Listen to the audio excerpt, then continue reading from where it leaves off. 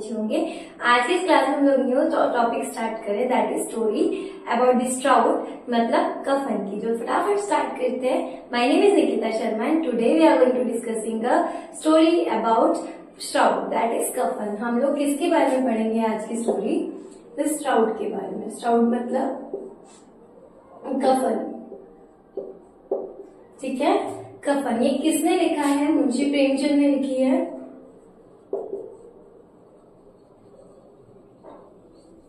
मुंशी प्रेमचंद ने लिखी है। और एक और बात क्लियर कर दूं, इसमें 3 कैरेक्टर्स नहीं है, वो है माधव, गीसू, बुधिया। तो स्टोरी स्टार्ट होती है कि माधव और गीसू घर के बाहर बैठे होते हैं और वहां पर आलू सेक रहे होते हैं। तो वो दोनों बातचीत कर रहे होते हैं और जो बुधिया है, माधव की वाइफ है, जो कि 1 साल पहले इनसे शादी करके यहाँ पे आई थी। तो जो बुधिया है वो लेबर पेन में परेशान हो रही होती है, दुख दर्द में परेशान हो रही होती है, चीख रही होती है, रो रही होती है, लेकिन फिर भी माधव और गीसू उसकी कोई हेल्प नहीं करते और दोनों के दोनों जो आलू थे उनको सेक रहे होते हैं। और वो आलू भी उन्होंने सिर्फ चुरा करके खेतों से लेके आकर के उनको सेक कर खा रहे थे।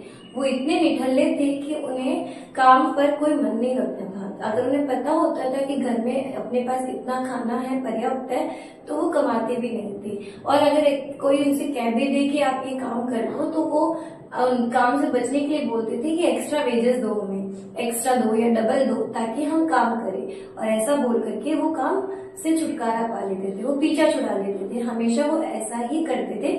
जब जब उन्हें जरूरत पड़ती तब तक वो क्या करते थे? कमाते थे। क्या कमाते थे? वो फॉरेस्ट में जाते थे और लकड़ियां या पेड़ की लकड़ियां काट करके फिर उन्हें माधव ला करके बेचता था, ठीक है। माधव के पिताजी गीसू है, तो दोनों के दोनों ही निठल्ले। गीसू ने अपनी 60 साल की जो उम्र है वो इसी काम में गुजार दी, चोरी चकारी में, काम, निठल्ला काम करने में, इन सब में गुजार दी। और वैसे नक्शे कदम पर उसका बेटा माधव भी चल रहा था। वो उस चीज में कहीं पर भी कोई कमी नहीं छोड़ रहा था। जब बहुत देर तक जब बुधिया परेशान हो रही होती है, दर्द में तड़प रही होती है, चिल्ला रही होती है, चीख रही होती है, तब उस टाइम पर गीसू बोलता है कि तुम जाओ माधव, एक बार देख कर आओ। तो माधव कहता है, जिसको मैंने अभी तक अच्छे से नहीं देखा, अगर आज मैं उसे देखूंगा तो वो दर्द में भी नहीं चिल्ला पाएगी, डर जाएगी। और वैसे भी मुझे उसके पास नहीं जाना। गलती से अगर बच्चा हो गया तो हम उसे क्या खिलाएंगे? हमारे पास ऐसा कुछ भी नहीं है जो हम उसे खिला पाए, ठीक है। और अगर बुधिया की बात करूँ तो बुधिया ने इनको बहुत सपोर्ट किया, इनको सुधारने की कोशिश करी, इन दोनों जानवरों को, लेकिन ये नहीं सुधरे। ये तो ऐसे चाहते थे कि बुधिया मर जाए ताकि हम फ्री हो जाए, फिर कोई हम पे कोई रोक टोक नहीं लगाएगा। इनको बिल्कुल भी एहसास नहीं था उसके दुख दर्द का। यहाँ तक जो माधव है वो यहाँ से इसलिए नहीं जा रहा था, अगर वो चला जाता तो सारे के सारे आलू तो हमारे गीसू जो उसके पापा है वो खा जाते। अगर बात करें तो है वो सीख चुके थे, लेकिन उन्होंने छीना। बाहर से वो ठंडे थे, लेकिन जब अंदर उन्हें खा रहे थे तो अंदर से वो चीज गर्म थी, जो कि उनकी जीभ पर, तलवे पर लग रही थी। पर उन्होंने खाना शुरू कर दिया और उनकी आंखों से आंसू भी आ रहे थे, लेकिन फिर भी उनका खाने पे ही ध्यान था ताकि फटाफट खाना खत्म हो जाए। और वो सोच रहे थे कि पेट में तो बहुत जगह है और बहुत सारा सामान है जो उन चीजों को ठंडा कर देगा। ऐसे जब वो आलू खा रहे होते हैं तो उस टाइम पर गीसू बोलता है कि यार मैं एक बार ठाकुर की शादी में गया था और ठाकुर की शादी में क्या लाजवाब मुझे खाना मिला था, इतना अच्छा खाना जो कि मैंने आज तक कभी खाया ही नहीं। वहां पर छोटे बड़े सबको आमंत्रित किया गया था, कोई लिमिट नहीं थी, आप चाहे जितना खाओ। छोटे मोटे का मतलब है यहाँ पर लोअर कास्ट हो या चाहे हायर कास्ट हो, सबको बुलाया गया था और मेज पर खूब सारा खाना रखा हुआ था। हमने खूब खाना खाया, खूब सारी पूरियां खाई और वहां पर खूब सारी सूखी सब्जियां थी, 3 तरीके की सूखी सब्जी थी, गीली सब्जी थी, दही रायता था।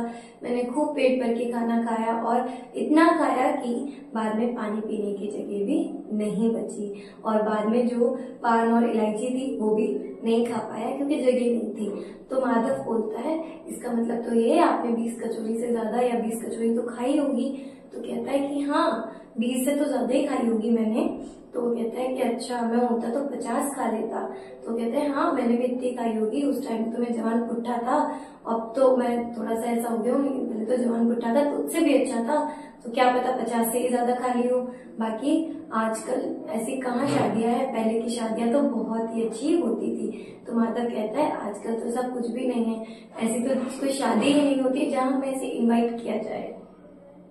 सो जाते हैं और बुधिया पूरी रात रो रो कर परेशान हो जाती है, लेबर पेन में थक जाती है और सुबह तक उसकी डेथ हो जाती है और बच्चा भी उसी के पेट में खत्म हो जाता है, उसके वॉर्म में ही वो खत्म हो जाता है। जब माधव तकलीफ में होती है और जो माधव है वो सिर्फ इसलिए उसके पास नहीं जाता कि कहीं मैं चला जाऊंगा तो गीसू जो है वो सारा सब कुछ चिट कर जाएगा। और रात को गीसू और ये दोनों बात कर रहे होते तो गीसू कहता है कि जब तुम्हारी माँ, मेरी बीवी, जब मेरी वाइफ खत्म हुई थी, बीमार थी, तो मैं 3 दिन तक सिर्फ उसके पास बैठा रहा। और ऐसे करके वो बोलता है माधव को, लेकिन माधव नहीं जाता है उसके पास में। और ये दोनों लोग जो है लोअर कास्ट से बिलोंग करते हैं। फिर उसके बाद में क्या होता है कि जो हमारी बुधिया है वो उसकी डेथ हो जाती है और सुबह जब माधव उसे देखने जाता है तो वो बाहर आकर के जोर जोर से दोनों रोने लग जाते हैं कि हमारी तो बुधिया जो है, हमारा घर उजड़ गया और हमारी एक आस की उम्मीद थी वो भी खत्म हो गई, और रोना शुरू कर देते हैं। जो कि वो नाटक था, उनको कोई रियलिटी नहीं थी। देन उसके बाद में क्या होता है कि गांव वाले आ जाते हैं और गीसू उसके बाद में जाता है गांव के सरपंच के पास में कि कुछ पैसे मिल जाए। तो गांव का सरपंच उनको और लोगों की तरह ही पसंद नहीं करता था, उन्हें वो पसंद नहीं थी क्योंकि इन दोनों की कोई रेपुटेशन नहीं थी सोसाइटी में, इनको मारा जाता था, पीटा जाता था और इनकी हरकतें भी ऐसी थी कि ये पिटते थे, ठीक है। तो लोग इन्हें पसंद नहीं करते थे और अगर गलती से कोई इनको पैसे भी दे देता तो कभी ये ना सोचता कि इनके पास से पैसे वापस आएंगे, क्योंकि कोई उम्मीद ही नहीं होती थी इनके वापस पैसे आने की। तो ये सोच करके सरपंच पहले कुछ भी नहीं बोलता है, तब गीसू बोलता है नीचे झुक करके जमीन पर सर रगड़ते हुए कि आप मुझे प्लीज दे दो, हमारे पास जितना भी पैसा था हमने उसकी दवाइयों में लगा दिया, जो हमसे हो सकता था वो सब कुछ किया, लेकिन हमसे कुछ भी नहीं हो पाया और अब उसकी मृत्यु हो गई है और अब हमें पैसों की जरूरत है, ठीक है। वो ऐसे बोलता है। तो वो जो सरपंच थे वो बहुत दयालु थे, तो उन्होंने क्या किया, उसको 2 रुपए फेंक के मार दिए कि ये तुम ले जाओ। वो जाता है, फिर 1 घंटे में आसपास के लोगों से मांगता है, तो किसी कोई गेहूं देता है, कोई लकड़ियां देता है, कोई कुछ पैसे देता है। ऐसे करके उसके पास एक मोटी रकम इकट्ठी हुई जो कि थी 5 रुपए। उसके बाद में वो कफन खरीदने के लिए निकलते हैं, बट दोनों ही बोलते हैं कि कफन क्या मतलब है, कौन सा कफन हमारी बहू के साथ जाने वाला है। फिर भी वो कफन ढूंढते हैं पर वो कफन खरीदना नहीं चाहते थे, जिस वजह से वो इधर उधर भटकते भटकते चलते रहते हैं।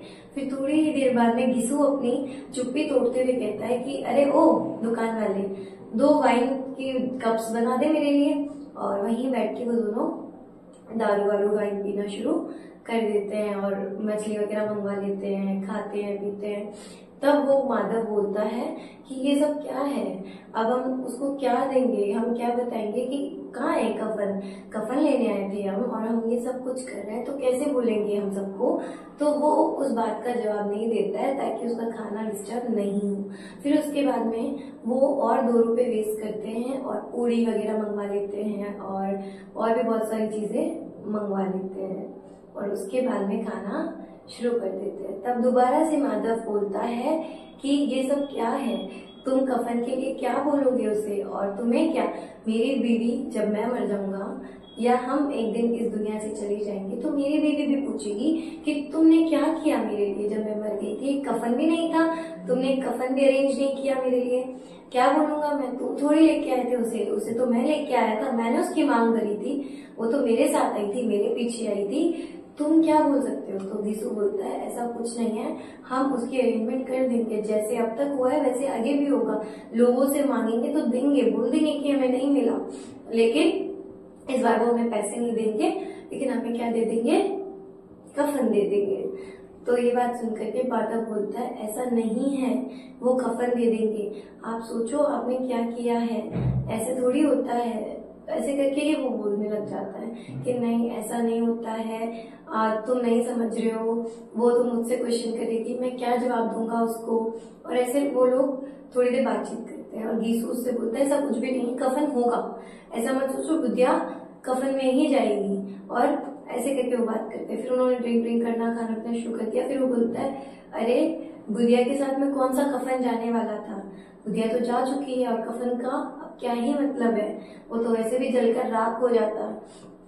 खा पी के वो वहां से निकलते हैं और बाहर गरीब में जो बैठा होता है गरीब आदमी, उसे वो पूड़ियाँ जो बचती है वो दे देता है। तभी वहां पर माधव जोर जोर से रोने लगता है कि, और वो इस बार सच में रो रहा होता है, दिल से रो रहा होता है कि मैंने बहुत बड़ी गलती की। वो बेचारे हमेशा दुख सहन करा, उसने खुशी कुछ नहीं देखी, उसने सिर्फ दुख ही दुख देखा और हमें भी सपोर्ट किया। और जाती जाती उसने हमें इतना कुछ खिला के गई है, वो कितनी अच्छी है, उसको हमारी दुआ लगेगी। और दोनों के दिल से दुआ निकलती। तब गीसू बोलता है कि तुम रो मत, क्योंकि जो वो थी वो थी, क्योंकि उसकी जो मतलब लाइफ थी वो बहुत छोटी रही। अच्छा है वो इस माया जाल से फ्री हो गई, इस मेटीरियलिस्टिक वर्ल्ड से दूर चली गई और वो मुक्त हो गई। और मुझे पता है, माधव बोलता है कि वो तो हेवन में ही जाएगी, वो तो स्वर्ग की रानी ही बनेगी, क्योंकि उसका दिल साफ था, वो सपोर्ट करती थी, वो बहुत अच्छी थी। ऐसे करके दोनों वहां से बातचीत करते हैं और उन्होंने ज्यादा ड्रिंक कर ली होती है तो वो वहीं पर ही लेट जाते हैं, मतलब गिर जाते हैं। यहाँ पर स्टोरी खत्म हो जाती है। यहाँ पर सिर्फ इतनी सी ही बात होती है कि वो किस तरीके से बोलते हैं और क्या क्या सोचते हैं बुधिया के लिए। और दूसरी तरफ बुधिया की जो डेड बॉडी थी वो डस्ट में, पार्टिकल्स में जो हो जाती है और मक्खियां उसके आगे पीछे भिनभिनाती है। बट बुधिया को आखिरी दम तक मर गई, उसके बाद भी उसे कफन रिसीव नहीं हुआ। ये स्टोरी थी। आई होप आपको ये स्टोरी समझ में आई होगी। अगर अच्छी लगी हो तो please subscribe my channel and press the bell icon, ताकि आपको मेरी वीडियोस की लेटेस्ट नोटिफिकेशंस मिलती रहे। Thank you so much. Have a very beautiful day. Stay soon, stay healthy.